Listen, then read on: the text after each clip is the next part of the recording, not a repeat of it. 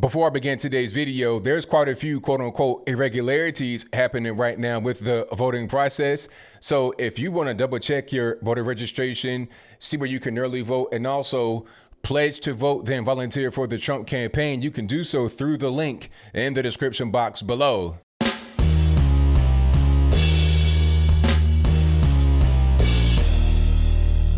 How's everybody doing? My name is Anthony Brian Logan, and today we got to talk about Portland, Oregon yet again.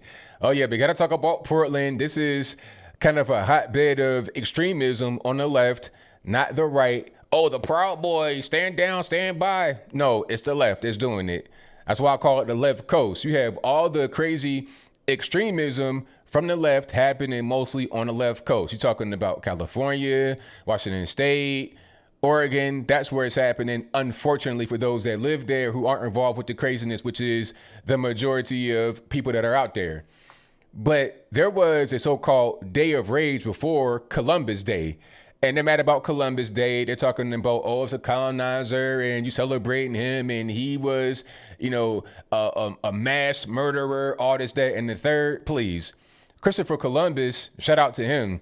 He's a reason why the Europeans came over here, while the bulk of them, while the masses came over here, while the elite and the higher ups, people in power, knew about the new world. He's the reason why this happened. Now, some would say that's a bad thing because you're ushering in an era of genocide. You're killing off the Native Americans. Well, here's a quick pop quiz for you.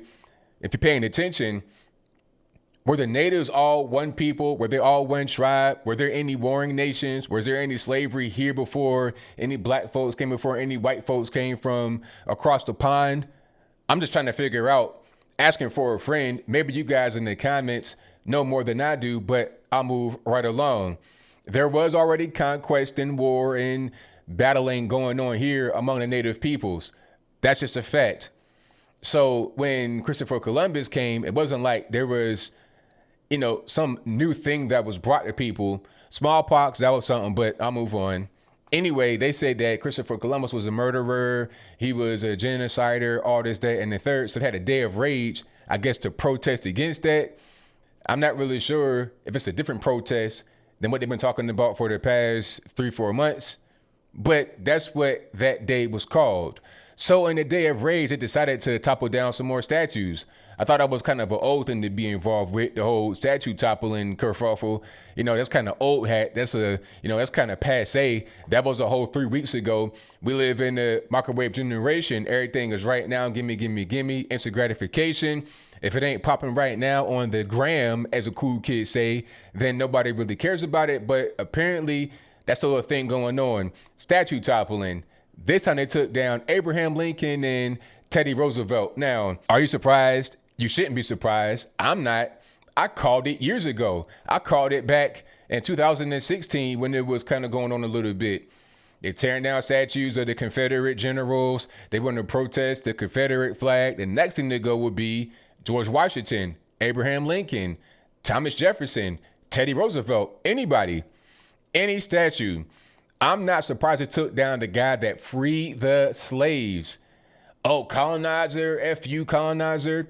The guy that freed the slaves, you're against that person for what? What is the reason? Because he's white? Because he was a former president? Abraham Lincoln had no slaves. He was not a bigot. He was a guy that freed the slaves. Now, what some of the so-called woke people out there would say is, well, Abraham Lincoln, he didn't care about the slaves. He just wanted to reunify the Union. He didn't care about black folks at all. Maybe that's true. Maybe that's false. But guess what? It doesn't even matter. Who cares? I don't care, because at the end of the day, he freed the slaves. That's all that really matters. The reasoning is irrelevant. If somebody says to you, while you're in the penitentiary and you're doing 25 with the L, it's your first day of 25 to life, and they say, okay, you're going to get granted clemency right now today, you're going to go home, pack your bags, you're out. And the only reason why it's happening is because you just some kind of photo op. It's just optics, and that's it. Are you going to be mad about that? Or are you going to say, all right, I'm packing my bags and I'm out? It doesn't really matter why you got released. The person who freed you can totally hate you with every fiber of his being. The same thing for the police, the same thing for the guards, the same thing for everybody in the penitentiary. Even your old Sully can hate you. It doesn't matter who hates you, who loves you. The fact is that you got freed from the penitentiary, so that helps you.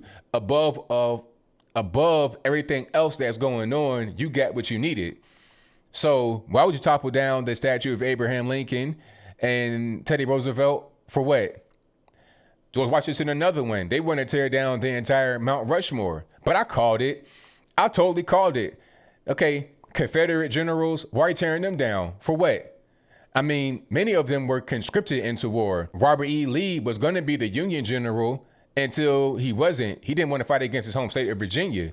That's the only reason why he fought for the Confederacy. But he was still the same guy, the same veteran that had been in the military for like 20, 30 years before he was appointed to the role of being the Confederate general. Okay, he was the same person. So if he went and fought for the other side, he wouldn't have been any different. You see what I'm saying? And back then, it wasn't even so much about slavery. Slavery was kind of an afterthought. It was a big part of the war, but it wasn't the only reason why the war was fought. You know, you got to put yourself in the mind of somebody in the 1860s. You know, go back to that and put it in the proper context. You can't judge the 1860s by today's standards. It doesn't make any sense at all. Judge it by what was going on back then, and then kind of examine it to what's happening today, and just adjust your standards based upon today. Like in today's standards, your common everyday liberal will be a far crazy, extremist, unheard of, just ridiculous. They might even burn you at the stake for what's going on right now today. You might be involved in the Salem witch hunt, the witch trial, whatever they want to call it. You might get burned at the stake back then. Not today. I'm not advocating violence, obviously. I'm just talking about context. You got to put things in proper context. All right. So they're out there burning stuff down, tearing stuff down. They don't even know what's really going on. This is just general typical violence. All right. And then they want to have Columbus Day be replaced with indigenous, what they say, folks, as a cool kid say, folks day or people's day. All right. So you want to celebrate indigenous people on that day, but you're against the Confederate monuments and the Confederate flag. Now, how am I linking them together? Well, it should be pretty obvious if you're kind of paying attention. Didn't the natives lose to the now US of A?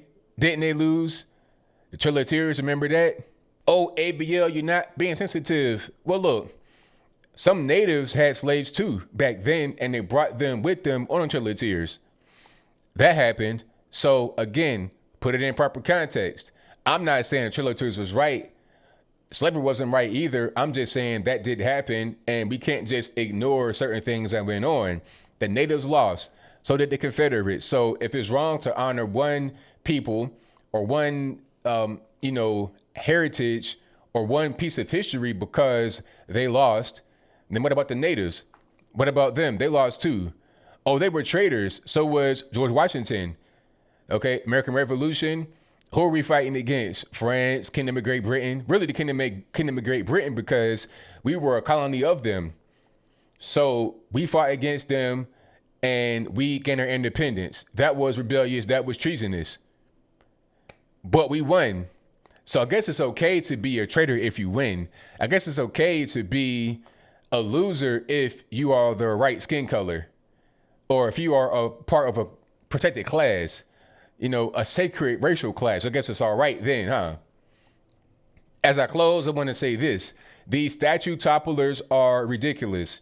History is history. You can't change it. You can't make it be better or worse than what it was. We can judge it based on whatever standards we have available to us, and that's fine.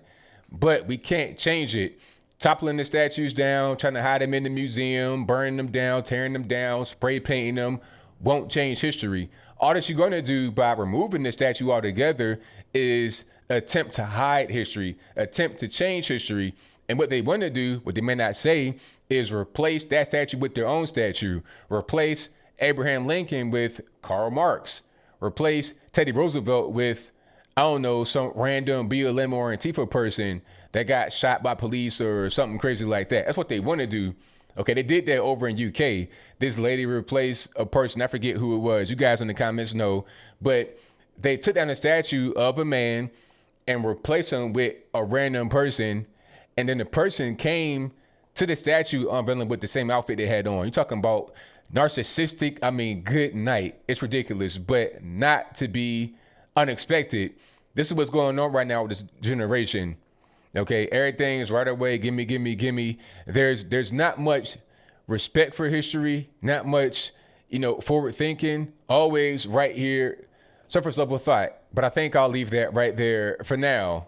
And what say you? Do you think that the statue topplers in Portland were very educated about what they're doing? If that's your viewpoint, let me know why in the comments below. Or were they not very educated? If that's your viewpoint, let me know why in the comments below. You guys know where I'm at with it.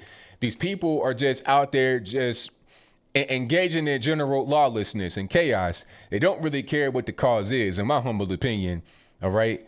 100 days plus out there in Portland rioting for what? Is it for Black lives?